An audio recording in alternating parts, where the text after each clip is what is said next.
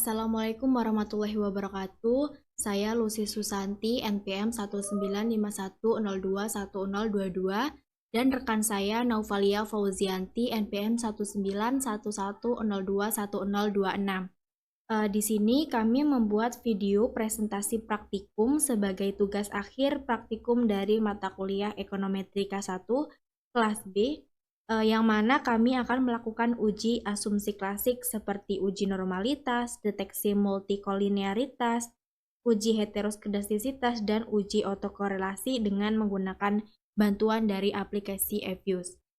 Di sini data yang kami gunakan adalah data yang bersumber dari BPS Provinsi Lampung. Yang kami ambil adalah tahun 2005 sampai 2020.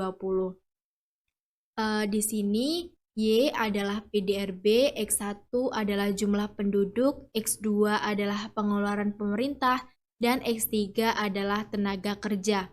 Y sendiri merupakan variabel dependen atau variabel terikat, sedangkan X1, X2, dan X3 adalah variabel bebas atau variabel independen. Kemudian langkah pertama untuk melakukan estimasi adalah buka aplikasi Eviews. Di sini sudah saya buka, kami menggunakan Eviews 10. Caranya pilih file, pilih new, pilih work file, kemudian date regular frequency, kemudian date specification pilih annual, start date-nya 2005, end date-nya 2020, kemudian pilih OK. Selanjutnya adalah masukkan data dari Excel ke dalam Eviews. Caranya quick, empty group.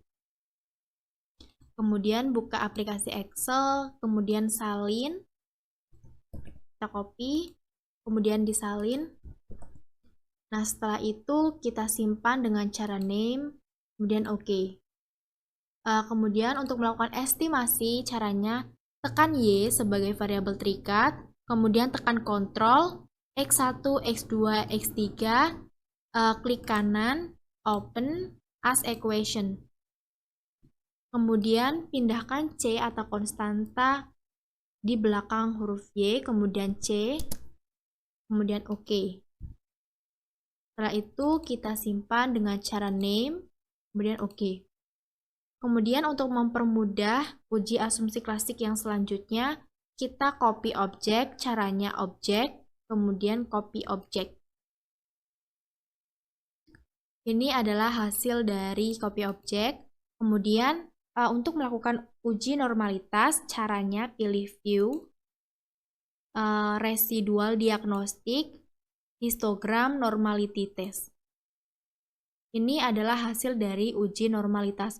Untuk penjelasan dan interpretasinya akan dilanjutkan oleh rekan saya nanti. Kemudian yang selanjutnya adalah deteksi multikolinearitas, caranya view, koefisien diagnostik, variance inflation factor. Dan ini adalah hasil dari deteksi multikolinearitas. Kemudian yang selanjutnya ada uji heteroskedastisitas. Untuk melakukan uji heteroskedastisitas ada beberapa cara seperti dengan tipe Glatzer dan juga White. Di sini saya akan menggunakan tipe White. Caranya pilih view, residual diagnostik, heteroskedasticity test, pilih White, kemudian OK. Dan ini adalah hasil dari uji heteroskedastisitas White. Kemudian apabila ditemukan terjadi beberapa kesalahan dalam melakukan uji heteroskedastisitas tes White, maka dapat diperbaiki dengan cara klik estimate, pilih option, pilih Uber White, kemudian OK. Ini adalah hasil dari perbaikan apabila terdapat masalah dalam uji heteroskedastisitas. Kemudian uji yang selanjutnya adalah uji otokorelasi.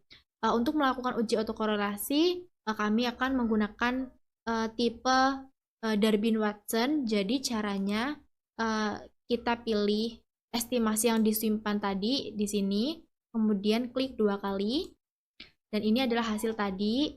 Nah, untuk uji otokorelasi kita menggunakan Durbin-Watson, jadi bisa dilihat dari nilai Durbin-Watson di sini. Nah, Untuk penjelasannya dan interpretasi lebih lanjut akan dijelaskan oleh rekan saya Naufalia Fauzianti. Dari saya sendiri, sekian, terima kasih. Baik, di sini saya akan melakukan interpretasi pengujian asumsi klasik yang mana sebelumnya teman saya Lucy Susanti sudah melakukan tutorial mengenai langkah-langkah pengujian asumsi klasik menggunakan data mini skripsi dengan judul Analisis Faktor-faktor yang mempengaruhi Produk Domestik Regional Bruto di Lampung tahun 2005 sampai 2020. Langsung saja. Yang pertama ada hasil regresi metode least square. Nah, di sini terdapat 16 data sampel yang mana nilai koefisien dari masing-masing variabel bebas dan konstantanya di sini dapat kita ketahui bersama ya. Nilai konstantanya koefisiennya sebesar minus 1,23 yang artinya apabila nilai ketiga variabel bebasnya naik sebesar 1, maka besarnya nilai konstanta sebesar minus 1,23 menunjukkan bahwa parameter konstanta tersebut adalah negatif. Begitu juga untuk nilai X1-nya, yaitu X1 di sini sebagai jumlah penduduk sebesar 177,2084 yang artinya apabila jumlah penduduk nilainya naik sebesar 1, maka akan menaikkan PDRB Provinsi Lampung sebesar 177,2084 dengan asumsi pengeluaran pemerintah dan tenaga kerja konstan. Untuk X2 di sini adalah pengeluaran pemerintah, nilai koefisiennya sebesar minus 8,21, yang artinya apabila pengeluaran pemerintah naik sebesar 1, maka akan menurunkan PDRB Provinsi Lampung sebesar 8,21 dengan asumsi jumlah penduduk dan tenaga kerja konstan. Begitu juga untuk variabel bebas yang terakhir, yaitu tenaga kerja, nilai koefisiennya sebesar minus 1,306470, yang artinya apabila tenaga kerja nilainya naik sebesar 1, maka akan menurunkan PDRB Provinsi Lampung sebesar 1,306470 dengan asumsi jumlah penduduk dan pengeluaran pemerintah konstan. Bisa dilihat juga nilai R-square di sini sebesar 0,902415, yang artinya sejumlah 90,24% variasi yang ada di dalam variabel terikat mampu dijelaskan di variabel bebas. Sisanya sebesar 9,76 tidak bisa dijelaskan atau dipengaruhi oleh faktor lain. Karena R-square di atas 90%, maka hal ini menunjukkan bahwa pengaruh dari ketiga variabel bebas, yaitu X1, X2, dan X3 terhadap variabel terikat Y semakin kuat. Untuk nilai adjusted R-square di sini sebesar 0,878019 yang artinya sebanyak 87,80% variasi yang ada di dalam variabel terikat dapat dipengaruhi oleh variabel bebas, sedangkan sisanya sebesar 12,2% tidak bisa dijelaskan atau dipengaruhi oleh faktor lain. Karena adjusted R-square di atas 80%, maka hal ini menunjukkan bahwa pengaruh dari ketiga variabel bebas terhadap variabel terikat semakin kuat. Lalu yang kedua ada uji normalitas residual.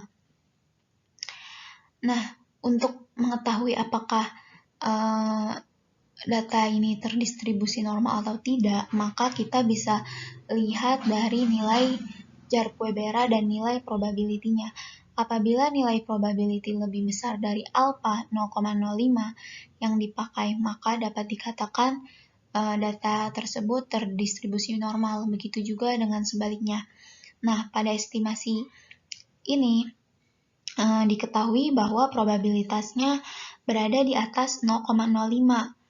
Nah, di sini nilainya 0,39 ya. Maka dapat dikatakan bahwa data tersebut terdistribusi normal. Berdasarkan uji statistik Jar-Quebera, nilai statistiknya ini sebesar 1,877, sedangkan nilai chi-square dengan alpha 5% dan df 2% didapat sebesar 5,99. Oleh karena itu, dapat dikatakan bahwa data tersebut terdistribusi secara normal. Lalu selanjutnya ada deteksi multikolinearitas. Jadi pada deteksi multikolinearitas ini terdapat beberapa syarat ketentuan VIF. Yang pertama, jika nilainya 1 sampai kurang dari 5, maka multikolinearitasnya rendah.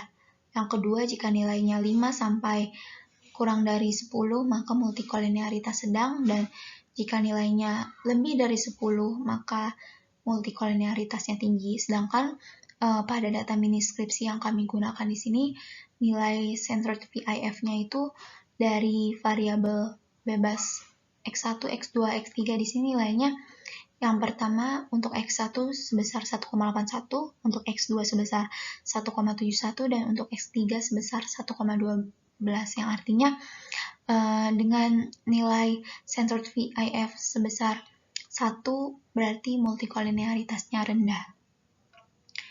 Lalu selanjutnya ada uji heteroskedastisitas.